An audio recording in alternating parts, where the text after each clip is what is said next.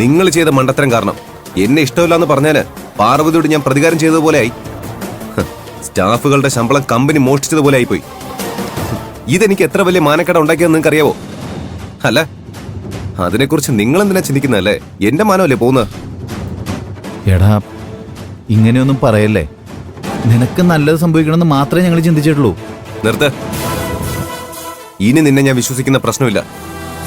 ഇന്ന് തന്നെ സ്റ്റാഫ്സിനെ വിളിച്ച് 6 മാസം ഇൻക്രിമെന്റ് ബോണസായി കൊടുക്കാമെന്ന് പറയണം. മനസ്സിലായോ? മനസ്സിലായി.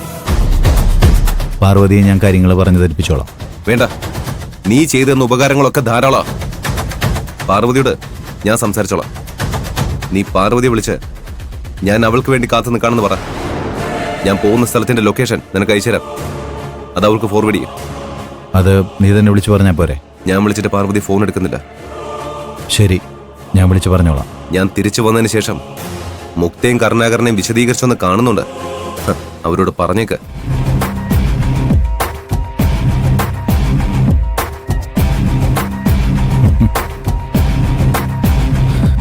അവനെന്താ ബോധമില്ലേ?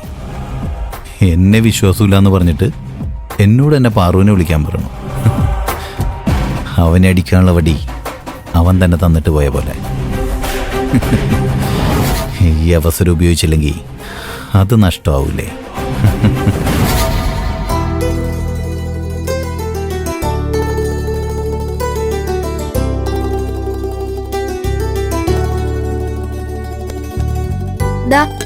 കൊണ്ടുപോവാൻ മറക്കണ്ട. അമ്മ എവിടെ? അമ്മ അമ്പലത്തിലേക്ക് പോയി.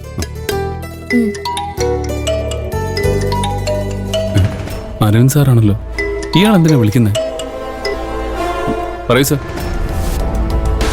കൈലാഷ് നിന്നെ പെട്ടെന്ന് കാണണമെന്ന് പറഞ്ഞു. എന്നെയോ? എന്തിനാ സാർ? അതൊന്നും എന്നോട് പറഞ്ഞില്ല. എന്തോ പേഴ്സണലായിട്ട് സംസാരിക്കാണ്ടെന്ന് പറഞ്ഞു. ലൊക്കേഷൻ ഞാൻ അയച്ചുതരാം. നീ ഫ്രീ ആണോ? അതെ സാർ.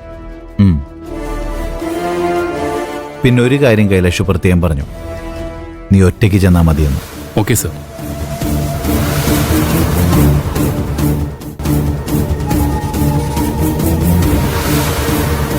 ചേട്ടാ, എങ്ങോട്ടാ പോന്നെ? അതെന്ത് ചോദ്യാ? ഞാൻ ജോലിക്ക്. എന്നിട്ടാണോ ലഞ്ച് ബോക്സ് എടുക്കാതെ പോന്നേ? എങ്ങോട്ടാ പോന്നേന്ന് എനിക്ക് നന്നായിട്ട് അറിയാം. കൈലാസ് സാറിനെ കാണാനല്ലേ? അതെ, അതിനിപ്പോ എന്താ? കൈലാസ് സാറ് എല്ലാരും മുന്നിൽ വെച്ച് നിന്നെ കൊല്ലാൻ നോക്കിയ ആളാ. അങ്ങനെ ഒരാള് നിന്നെ ഒറ്റയ്ക്ക് കിട്ടിയാ എന്ത് ചെയ്യുമെന്ന് സങ്കല്പിച്ചുകൂടെ? ഇത് അപകടമാണ്. എനിക്ക് പേടിയാവുന്നുണ്ട്. പോവല്ലേ പ്ലീസ്. നീ ആവശ്യമില്ലാത്ത ഓരോന്ന് പറയണ്ട.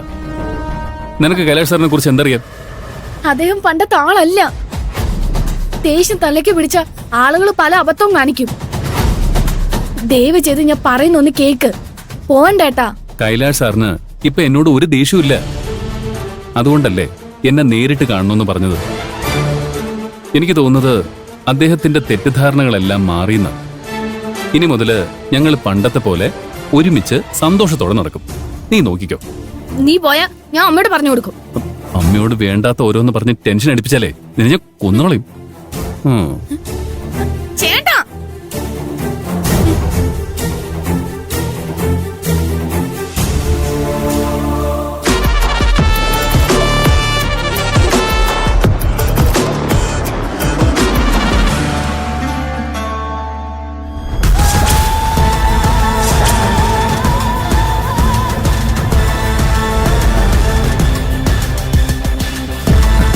എല്ലാം ഓക്കെ അല്ലേ? പ്രിയൻ കൈലാഷിനെ കാണാൻ ഒറ്റയ്ക്ക് പോയിട്ടുണ്ട്. പ്രിയനെ കണ്ടാൽ പാറുവിന് പകരം ഇവൻ എന്തിനാ വന്നതെന്ന് ചിന്തിച്ച് കൈലാഷിന് ദേഷ്യം വരും. എന്തായാലും അടിയുണ്ടാവും. അത് മതി. അവര് തമ്മിൽ ചെറിയ ഉന്തുന്തള്ളും നടന്നാ അതിന്റെ ഇടയിൽ കയറി നമുക്ക് കളിക്കാം. കൈലാഷിനെ കൊന്ന് ആ കുറ്റം നമുക്ക് പ്രിയന്റെ മേലെ ചുമത്താം. പിന്നെ മൊത്തം കമ്പനിയും നമ്മുടെ കയ്യിലാവുമല്ലോ. നമ്മുടെ മയക്കുമരുന്ന് കച്ചവടം പണ്ടത്തെ പോലെ ഒരു കുഴപ്പമില്ലാതെ സ്മൂത്തായി നടക്കും. കമ്പനി മാത്രം പോരാ, മുക്തയും വേണം. ബിസിനസിന് വേണ്ടി അവളെ കല്യാണം കഴിക്കണമെന്നാണ് ഞാൻ ആഗ്രഹിച്ചത്. പക്ഷേ ഇപ്പൊ അതൊരു ഈഗോ ഇഷ്യൂ ആയി.